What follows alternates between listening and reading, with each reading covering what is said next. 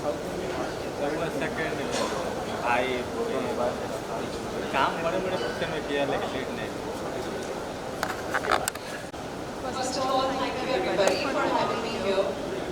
This is an extremely privileged podium to me, and I'm very, very humble. Karan aapne jo pucha, I believe every business or contribute to their business, in this case, for actors. When we go global, I think it's a great thing. I would say, for example, when our IT companies, Indian IT companies, when they went global and they signed JVs with the international companies, or for that matter, IT professionals when they started working in the US, the entire IT sector of our industry it progressed. It gave rise to companies like Infosys, Wipro. So anybody with anything that goes global, it gives boost to our Indian economy. For that matter, when production houses, we go and sign deals with international studios, actors that go global, we are creating wealth in our own country. When we are creating wealth in our own country, we do investments in our sector. So I think eventually it gives boost to the entire GDP of the country. So I think anything that goes globally is benefiting India and its economy. That's well answered. Shyam sir, आपसे पूछना चाहूँगा politics में BJP के vice president आप रहे हैं और आपने इस विजन में बहुत अहम भूमिका निभाई, आपने कंट्रीब्यूट किया है। अब जब ये सपना हमें साकार होते हुए नजर आ रहा है, आप क्या अपॉर्चुनिटीज देखते हैं और क्या चैलेंजेस अभी भी बाकी हैं? भारत वर्ल्ड की 5वें नंबर की थर्ड लार्जेस्ट इकोनॉमी बनने के साथ साथ 5 ट्रिलियन इकोनॉमी का सपना देखते हैं। और यह सपना सच में जमीन पर उतारने के लिए जो विजन चाहिए, जो एक्शन चाहिए, वो इस देश के लीडरशिप में है नरेंद्र मोदी जी में। इसलिए this is not limited up to India, पूरे विश्व में ये चर्चा करती है। और इसके कई उदाहरण हम देखते हैं। जब से मोदी जी ने इस देश की कमान संभाली, सबसे पहले देश का इंफ्रास्ट्रक्चर मैटर करता है।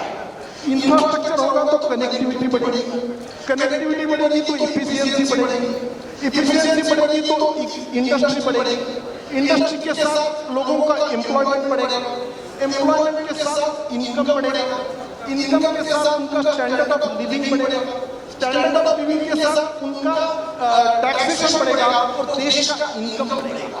ये सब सर्कल मोदी जी के कार्यकाल में पूरा हो रहा है। और इसका उदाहरण मैं आपको दे सकता हूँ कि कई बातें ऐसी हैं कि जिन्होंने परिवर्तन लाया इस देश। इसलिए आज 5 ट्रिलियन इकोनॉमी ये सपना नहीं है, ये रियलिटी बनने जा रही है। मैं आपको एक बात बता रहा हूँ, देश का सबसे बड़ा मेन फैक्टर होता है इंफ्रास्ट्रक्चर में road and highways. Modi ji आने के पहले 50,000 करोड़ रुपए का बजट था रोड एंड हाईवेज का। आज 2,50,000 करोड़ का 5 गुना ज्यादा हो गया। हाईवे देश में 2014 में जब मोदी जी ने देश का कारोबार अपने हाथ में लिया, 90,000 किलोमीटर हाईवे से आज 1,50,000 किलोमीटर के हाईवे हमारे वर्किंग है। हमारा पर रोड बनाने का स्पीड जो था वो 11.5 किलोमीटर पर डे था, वो आज 28.5 किलोमीटर पर डे हो गया है। रूरल रोड 3,80,000 किलोमीटर थे जो आज 7,40,000 किलोमीटर। और ये केवल रोड तक नहीं है, रेलवे का स्ट्रक्चर देखेंगे तो रेलवे 54,000 करोड़ का हमारा बजट था, आज रेल का बजट है 2,60,000 करोड़। हमारी नई लाइन 1610 किलोमीटर थी रेलवे का ट्रैक, जो आज 5,250 किलोमीटर। ये सब आंकड़े गवर्नमेंट के आंकड़े जो ऑलरेडी हम कर चुके हैं। हमारा शिपिंग का ट्रांसपोर्ट, हमारा इस सब बातों में जो परिवर्तन आया है, जर्मनी, यूएस, सिंगापुर, इनको भी हमने पीछे छोड़ दिया। हमारा कंटेनर खाली होना लोडिंग अनलोडिंग में हम इससे आगे चले गए।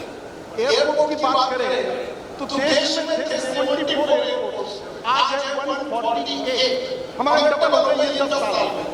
एयरक्राफ्ट 355 काम करते थे, आज 730 एयरक्राफ्ट काम करते हैं। और आज हवाई चप्पल पहनने वाला आदमी भी हवाई प्लेन में आज जा रहा है। पहले पैसेंजर की संख्या थी 61 मिलियन, आज वो हो गई है 136 मिलियन। तो ये जो परिवर्तन है, मुझे ऐसा लगता है कि वो एनर्जी के सेक्टर में है, इंडस्ट्री के सेक्टर में है, एक्सपोर्ट के सेक्टर में है, हमारे डिफेंस के सेक्टर में है। हमने अपनी क्रेडिबिलिटी प्रूव की। इसलिए मोदी जी जो भी आज बात बोल रहे हैं उस पर लोग भरोसा कर रहे हैं। और हम 5 ट्रिलियन इकोनॉमी बनने जा रहे हैं, इसके मन में किसी के मन में डाउट नहीं है।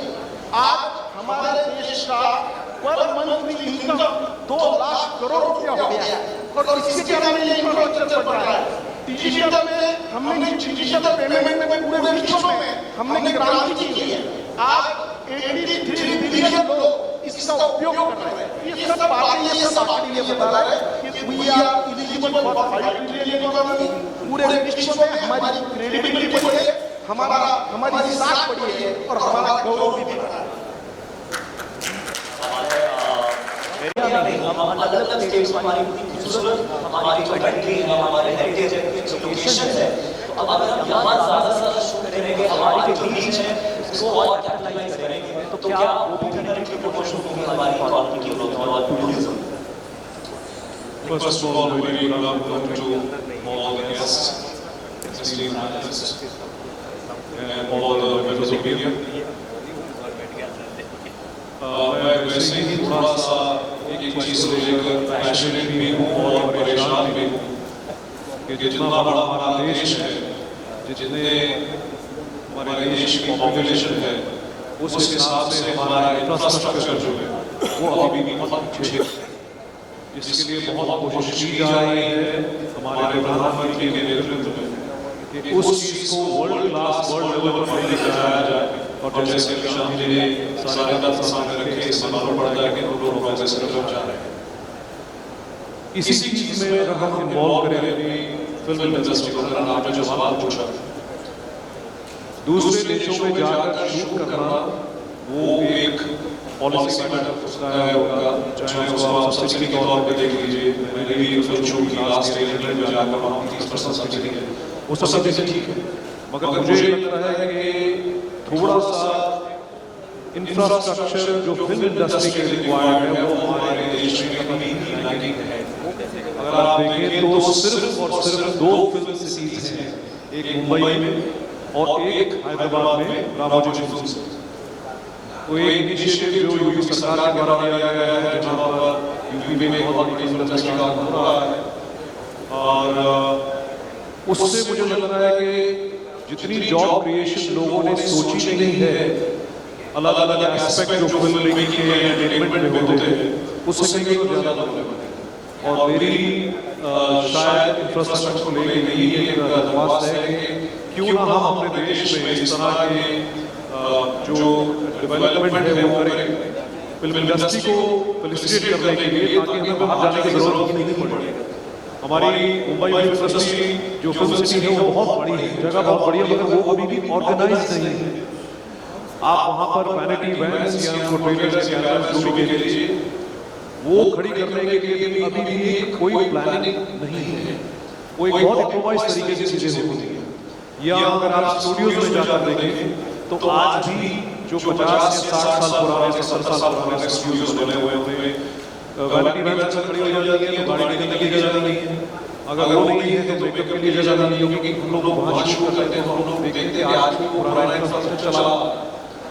तो मुझे लग रहा है कि infrastructural development specially keeping in mind entertainment industry, अगर उसमें तवज्जो और भी ज़्यादा है, जो धीरे धीरे जैसे फैसिलिटीज का बढ़ रहा है, तो उससे जॉब क्रिएशन अपॉर्चुनिटीज, और क्यों ना अपने ही देश में इस तरह की फैसिलिटीज बनाएं, जैसे नई इंडस्ट्री बन रही है यूपी में, कि बाकी देश आकर शूट करें ना सस्ता, भारत में बाकी देश आकर शूट करें कि वहाँ की जो फैसिलिटी है, वहाँ का जो इंफ्रास्ट्रक्चर है, वहाँ की जो एक आपको जो डेवलपमेंट दिखती है एंटरटेनमेंट से रिलेटेड, वो वर्ल्ड क्लास है। क्यों यूनिवर्सल स्टूडियोज जाना, उत्तर प्रदेश जाएंगे तो मैं ये समझता हूँ कि इंफ्रास्ट्रक्चर डेवलपमेंट जो है वो हमारी इंडस्ट्री के लिए अगर की जाए तो डेफिनेटली वो जो हमारे प्रधानमंत्री जी का विजन है उसमें बहुत ज़्यादा मदद भी करेगी और योगदान भी देगी। As so well spoken, ladies and gentlemen, एक बार जोरदार तालियां अर्जुन बाजवा के लिए। मुझे ऐसा लगा मेरे साथी कलाकार भी रह चुके हैं, वैसे हमने web series state of series में मैं आतंकवादी बनाना और ये एनएसजी कमांडो उन्होंने मुझे गोली से मारा था एंड में, तो मुझे वो दृश्य याद आ रहे थे और हमने भी एक स्टूडियो को रिक्रिएट किया था ताज और पूरा वो दृश्य दिखाया था। और एक बार जोरदार तालियां हमारे एनएसजी कमांडोज के लिए भी जिन्होंने जो हमेशा हमारे साथ खड़े हैं और जिसकी वजह से हम इतनी Let's make India the next wedding destination of the world. I think India should be the next destination for shooting films. हम our producers, हम लोग बाहर जाके इतना पैसा खर्चते हैं. UK government is earning so much from Indian films. So I really believe that India is beautiful. Our north is stunning. Our south is so rich in culture. Our northeast is beautiful.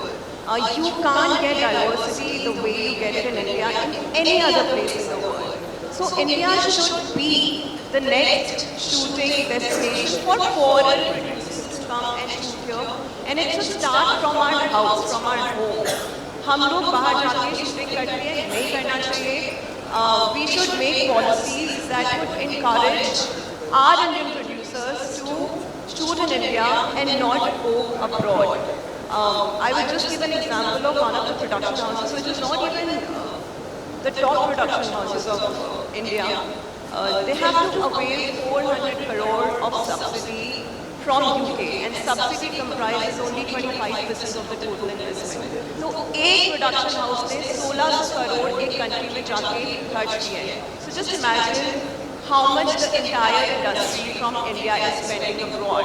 वही पैसे अगर हम अपनी country में खर्चेंगे, so it will greatly and massively contribute to our GDP. And I think as a policy makers who are sitting in this room, they should do something so that we ourselves encourage to shoot in our own country. Very well said Meera. और जैसे कि film industry में हम बाहर जाकर shoot कर रहे हैं, उनको तो वापस लाना ही है, और बाहर के देश के जो प्रोड्यूसर्स हैं उनको हम कैसे अपॉर्चुनिटी में कन्वर्ट कर सकते हैं? नमस्कार। सबसे पहले मैं नंदन झा जी को बहुत बहुत धन्यवाद दूंगी कि इस तरह के कार्यक्रम का उन्होंने आज आयोजन मुंबई जैसे शहर में किया है, क्योंकि इस पे चर्चा होना, आज हम लोग $5 ट्रिलियन की ओर बढ़ रहे हैं, अपने इकोनॉमी को आगे बढ़ाने की बात कर रहे हैं, बट जब तक जो प्रॉब्लम्स है रूट से हम लोग अगर ख़त्म नहीं करेंगे तो शायद वो सफलता पाने में थोड़ी समय लगेगी। और भारत देश जो है, मैं उसे दो पहलू में देखती हूँ, एक ग्रामीण क्षेत्र और एक शहरी क्षेत्र।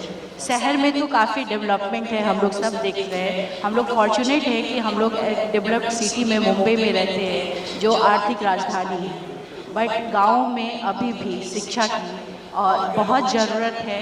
और जैसा महात्मा ज्योति जी ने बोला था, ज्योतिबा जी ने बोला था कि अगर हम किसी एक पुरुष को शिक्षित करते हैं तो वो एक व्यक्ति शिक्षित होता है, बट अब किसी एक महिला को शिक्षित करते हैं तो एक पूरा परिवार और पूरा समाज शिक्षित होता है। तो पूरे समाज को अगर हमको स्ट्रॉन्ग बनाना है तो महिला का सशक्तिकरण, उनकी शिक्षा जरूर होनी चाहिए, तभी हमारा देश आगे बढ़ेगा। जो हमारा लक्ष्य है $5 ट्रिलियन, उसको अगर सक्षम बनाना है तो शहर और गांव को सक्षम बनाना, महिला को सशक्त बनाना बहुत ही ज़रूरी है।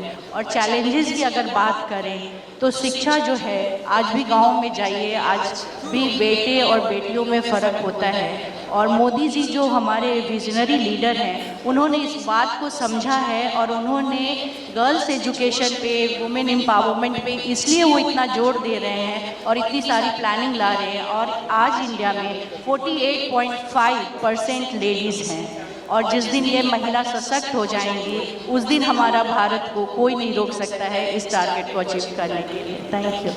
Well said ma'am. डेफिनेटली आया है, डेफिनेटली बहुत सारे प्रोज एंड कॉन्स हैं, पर जो ये नया ट्रेंड है इसको आप कैसे देखते हैं in terms of contribution to the growth of our economy? Arjun sir. एक वक्त होता था इस तरह का कि जब फिल्में थिएटर में रिलीज होती थी और उसके बाद लोग वेट करते थे कि शायद टीवी पर आएंगी किसी टाइम पे। अब एक बहुत अच्छा माध्यम आ गया है OTT का, जिसकी वजह से फिल्में जो है बहुत जल्दी आ जाती हैं और आप अपनी कन्वीनियंस के हिसाब से, अपनी चॉइस के हिसाब से उसको कभी भी देख सकते हैं। बहुत बार ये सवाल पूछा जाता है, जैसे मैंने भी कुछ सीरीज की हैं जो एक करण में जिक्र कर रहे थे, हमने एक सीरीज की थी स्टेट ऑफ सीज 26/11 2008 के ताज अटैक्स के बारे में वो सीरीज थी, ZEE5 के ऊपर है। तो बहुत बार पूछा जाता था कि आपने फिल्में की हैं और अब सीरीज कर रहे हैं, क्या फ़र्क है? फ़र्क कुछ नहीं है। For an actor, for technicians exactly same है। सिर्फ एक एग्जीबिशन का माध्यम जो है वो बदल गया। आप अपनी कन्वीनियंस के हिसाब से, आप अपने बेडरूम में बैठकर या अपने लिविंग रूम में बैठकर आप उस चीज़ को देख सकते हैं। तो क्योंकि एक माध्यम नया इंट्रोड्यूस हुआ है, उससे और भी ज़्यादा लोगों को जो है एक रोज़गार प्राप्त हुआ। तो अगर आप बात करें कि वो किस तरह से कंट्रीब्यूट कर रहा है, जब एक किसी भी फील्ड में एक नया माध्यम, एक नया मीडियम, एक नया वर्टिकल इंट्रोड्यूस होता है, तो उसके लिए मैन पावर तो चाहिए होती है। तो जितने भी लोग हैं, जितने आर्टिस्ट या जितने टेक्नीशियन या जितने भी लोग एंटरटेनमेंट इंडस्ट्री में काम करते थे, जो सिर्फ फिल्मों पर या टेलीविज़न पर डिपेंडेंट रहते थे अपने रोज़गार के लिए, उनके लिए एक नया माध्यम खुल गया है जो है OTT, और बहुत ही बड़े स्केल पर, बहुत ही बड़े लेवल पर। एग्जैक्ट नंबर मैं नहीं बोल पाऊंगा कि कितने शोज़ या कितने OTT चैनल्स हैं हमारी कंट्री में, मगर इतने ज़्यादा हैं कि उन्होंने जो है हमारी एक जो इकॉनमी को कंट्रीब्यूट करने के लिए एक नया वर्टिकल बहुत बड़ा खड़ा कर दिया है। और मैं तो एक आदरणीय बाला साहब ठाकरे जी का एक पुराना इंटरव्यू था सर, उसमें हालांकि ये थोड़ी सी पॉलिटिकल चीज़ें, उन्होंने उनसे एक जर्नलिस्ट थी, उन्होंने उनसे सवाल पूछा कि आप सोचते हैं कि किसी वक्त पर जब भी वो बात हुई थी कि शिवसेना इलेक्शन जीतेगी, तो बाला साहब ठाकरे जी का बहुत अच्छा जवाब था। बोले मैं सोचता नहीं हूँ, आप विश करिए कि हम जीतें। तो इसी तरह से मैं ये कहूँगा कि कोई भी अगर इस चीज़ पर सवाल उठाए कि भाई क्या भारत 5 ट्रिलियन इकॉनमी बन सकता है या विश्व में वो शक्ति बन सकता है, तो उनसे हमेशा यही कहिए कि आप विश कीजिए कि जल्दी से जल्दी बन जाए, बजाय कि ये डाउट माइंड में रखने का। फैंटास्टिक। समय कम होने के कारण last question to you Meera, आपने भी OTT में एक फिल्म की है सफ़ेद, जिसके लिए आपको बहुत सारा प्यार दिया जा रहा है, directed by Sandeep Singh, streaming on ZEE5 if I am not wrong. क्या ये एक चैलेंज भी है, क्योंकि कहीं ना कहीं कंटेंट बहुत ज़्यादा बन रहा है, तो जो बॉक्स ऑफिस है उस पर भी इफेक्ट होता है, because people are now spoiled for choice?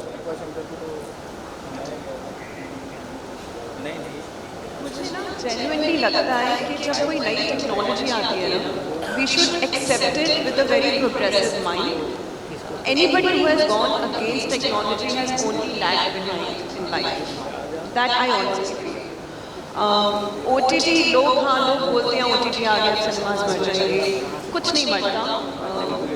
I think हर एक सिनेमा की, हर एक माध्यम की एक अपनी ऑडियंस है। They both will keep thriving in the content space. OTT एक thought provoking, more experimental, more meaningful content बनाती रहेगी, और सिनेमा अब जो सिनेमा हम देख रहे हैं, theaters and cinema will be more for experiential, larger than life content, जैसे Baahubali, RRR, Pathan, and 500 crores, 1000 has become a norm in cinema now. वो एक नॉर्म आ गया है। OTT ने प्रोड्यूसर्स के लिए बहुत सारा बिजनेस जनरेट करना शुरू कर दिया। So I think they both will keep thriving in their own space. और मुझे लगता है कि हम बोलते हैं ना कि समुद्र मंथन का टाइम चल रहा है, आई थिंक ये वो वाला टाइम चल रहा है, समुद्र मंथन हो रहा है कि कौन आगे जाएगा और कौन क्या करेगा। बट मुझे लगता है उस समुद्र मंथन में दोनों थ्राइव करेंगे, दोनों स्ट्राइव करेंगे, दोनों की अपनी ऑडियंस बन जाएगी। इससे और लोगों को काम मिलेगा। जब एक OTT शो बनता है तो उसमें 1000 लोगों को एम्प्लॉयमेंट मिलती है कम से कम। So, I think it's very good for the entire industry and our economy. अभी स्मार्टफोन्स आ गए हैं, अब तो फोन से हमें पिक्चर देखने को मिल जाएगी. So this is technology which is only growing and we should just accept it because it will eventually create larger jobs and it will eventually create to our economy. सब कुछ thrive करेगा, कुछ नहीं मरेगा. That's what I feel. Fantastic, so well said Meera. And on this note एक बार जोरदार तालियां हमारे सभी मेहमानों के लिए। आप सबने अपना पक्ष रखा। मैं आप सबसे उम्र में छोटा भी हूं और मैंने आपसे सीखा और आपने आवाज़ उठाई, तो क्योंकि नहीं उठेगी आवाज़ तो कैसे आएगा बदलाव। तो आप सबका तहे दिल से बहुत बहुत शुक्रिया। मैं रिक्वेस्ट करूंगा नंदन सर से और श्याम जी से कि वो स्टेज पर आएँ और आपको फेलिसिटेट करें। Nandan ji, can you please have you on stage? Sorry, there's a slight correction here. I would like to request Sri Shankar Agarwal ji and Advocate Sri Devi Prasad Raj ji to please. We would like to felicitate Mr. Arjun Bajwa, Indian film actor. अरे बहुत सारा panel है इसलिए छोटे छोटे कर रहे। Time भी नहीं ना, फिर ब्रेक लेगा, फिर 4:30 बजे रेड कार्ड पे जाएगा।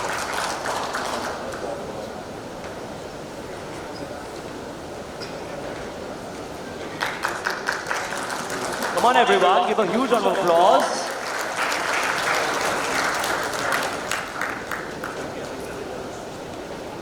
Now we would like to felicitate Miss Meera Chopra, Indian film actress.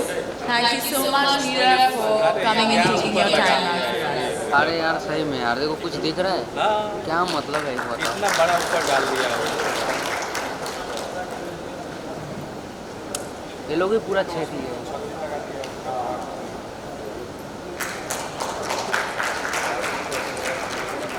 Thank you, Mr. Shyam Jajaji, for gracing the occasion with your presence.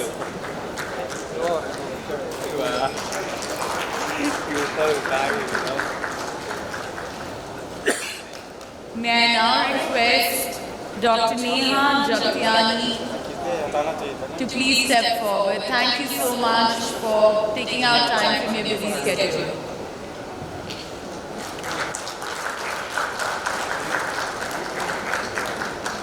Last but not the least, thank you so much. Last but not the least, we have Mrs. Seema Singh. Thank you so much, Seema ma'am, for coming and taking out your time for us.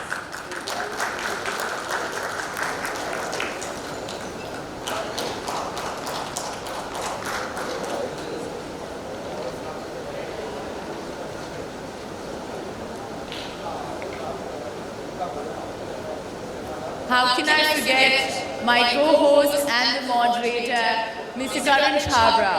Round of applause for Karan Chhabra. Thank you so much, Karan.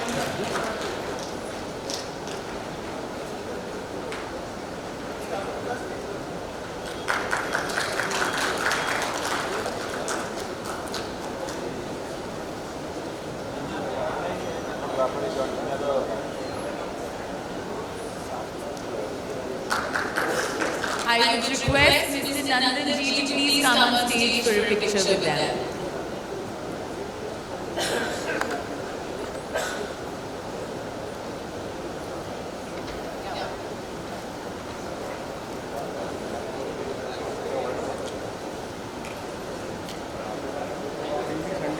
Thank you so much, panelists, for enriching us.